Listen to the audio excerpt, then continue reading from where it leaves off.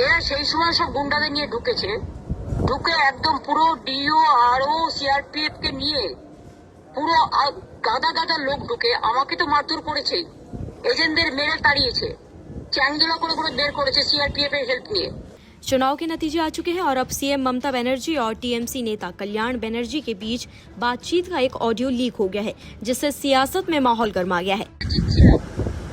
মানে 16 রাউন্ড পর্যন্ত জিতেছি আর 4টে রাউন্ড বাকি আছে এবং ওই 5টা রাউন্ড, আর এই 5টা রাউন্ড কিন্তু টোটালটাই আমাদের এরিয়া, মানে 73, 82 এগুলো হচ্ছে আমাদের প্রায় 20-25 হাজার প্লাস হবে আরো। এরা সেই সময় সব গুন্ডাদের নিয়ে ঢুকে একদম পুরো ডিও আরও সিআরপিএফ কে নিয়ে পুরো গাদা গাদা লোক ঢুকে আমাকে তো মারধর করেছে, এজেন্টদের মেরে তাড়িয়েছে, চ্যাংদোলা করে করে বের করেছে সিআরপিএফ এর হেল্প নিয়ে এবং টোটাল মেশিন কারচুপি করছে। 4টে কাউন্টিং এ আমাদেরকে, 5টা কাউন্টিং এ আমাদের কেউ নেই এবং একতরফা মেশিন নিয়ে চলে যাচ্ছে উইদাউট সিলিং এবং আমাদের কাউন্টিং এজেন্টদের উইদাউট প্রেজেন্স। আমরা কিন্তু হলেই বসে আছি, মানে বাইরে বসে আছি, আমাদের ভেতরে ঢুকতে দিচ্ছে না। दरअसल पश्चिम बंगाल के चुनावी नतीजों के बाद सियासत अब सड़कों से निकलकर ऑडियो क्लिप्स तक पहुंच गई है और इसी के साथ शुरू हो गया है आरोप प्रत्यारोप का एक नया दौर।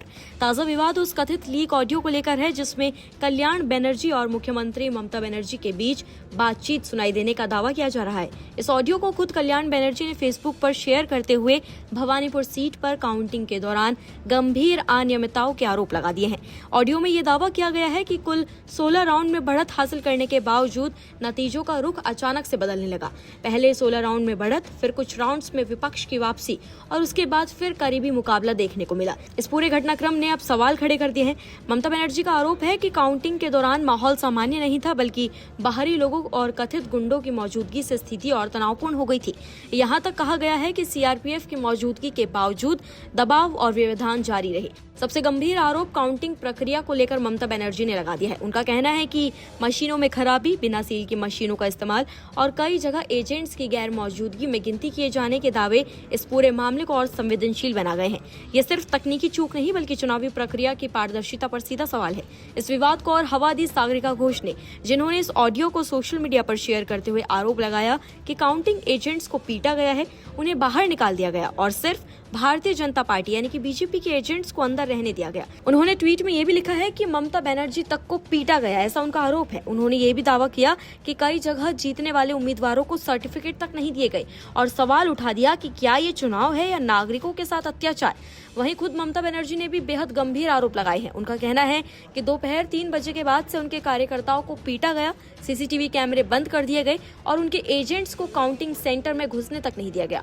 उन्होंने आरोप लगाया कि चुनाव आयोग और केंद्रीय एजेंसियां निष्पक्ष भूमिका निभाने में विफल रही हैं। ममता बनर्जी ने यहां तक कहा कि 100 से ज्यादा सीटें लूटी गई और ये जीत नैतिक नहीं बल्कि अनैतिक जीत है। এইরকম অত্যাচার, অমানবিক অত্যাচার, একটা এসআইআর ভোট কাটা, দুই হচ্ছে এত মানুষকে ভোট মানে বিশেষ করে ভোট দেওয়ার পরেও জোর করে লুট করছে, লোডশেডিং করে বিভিন্ন এলাকায় মেশিন লুট করেছে। তারপরে সকাল থেকে বিভিন্ন জায়গায় অন্তত 100টা সিটে আমাদের এজেন্টদের মেরে তাড়িয়েছে with the help of CRPF এবং ডিওরা সেখানে একদম নিশ্চুপ ছিল। আরোরাও তাদের কিছু প্ল্যান করেনি, পুরো দিল্লির নির্বাচন কমিশনের ইনস্ট্রাকশনে করেছে। এই ইলেকশনটা বিজেপির সাথে আমাদের হয়নি, ইলেকশন কমিশন এই ডার্টি গেমটা প্লে করেছে, যে ডার্টি গেমের কোনো ক্ষমা হয় না। এখানে আমরা এখনো বলছি আমরা 200+ সিটে আমরা এগিয়ে ছিলাম, কিন্তু সেখানে সব কাউন্টিং এজেন্টদের ঘাট ধাক্কা দিয়ে বের করে দিয়ে ইভিএম মেশিন লুট করেছে। ওয়ান সাইডেড বিজেপির গুন্ডা বাইরে বসে আছে, ভেতরে বসে আছে, আর আমাদের কাউंटिंग एजेंट আমি সহ আমরা বাইরে 3 घंटा বসে আছি। আর ये पूरा मामला अब सिर्फ एक ऑडियो क्लिप का नहीं रह गया है बल्कि चुनावी प्रक्रिया की विश्वसनीयता पर उठे गंभीर सवालों का केंद्र बन चुका है। एक तरफ सत्तारूढ़ पार्टी के बड़े नेता और मुख्यमंत्री खुद आरोप लगा रहे हैं तो दूसरी ओर विपक्ष इन दावों को खारिज कर रहा है। कुल मिलाकर पश्चिम बंगाल का ये चुनाव अब परिणामों से ज्यादा उन सवालों के लिए चर्चा में है जो लोकतंत्र की बुनियाद से जुड़े हैं। क्या ये आरोप सियासी रणनीति का हिस्सा है या वाकई चुनावी प्रक्रिया में बड़ी गड़बड़ी हुई है? इसका जवाब अब एक निष्पक्ष और पारदर्शी जांच ही दे सकती है। फिलहाल आप मामले पर क्या कुछ कहना चाहेंगे? कमेंट्स में हमें अपनी राय जरूर दें। नमस्कार, मैं हूं मानक गुप्ता। अगर आपको हमारा ये वीडियो पसंद आया हो तो इसे लाइक और शेयर जरूर करें और हाँ, हमें सब्सक्राइब और फॉलो करना ना भूलें ताकि आप देश और दुनिया की कोई खबर मिस ना करें। तो जुड़े रहिए हमारे साथ और देखते रहिए News 24।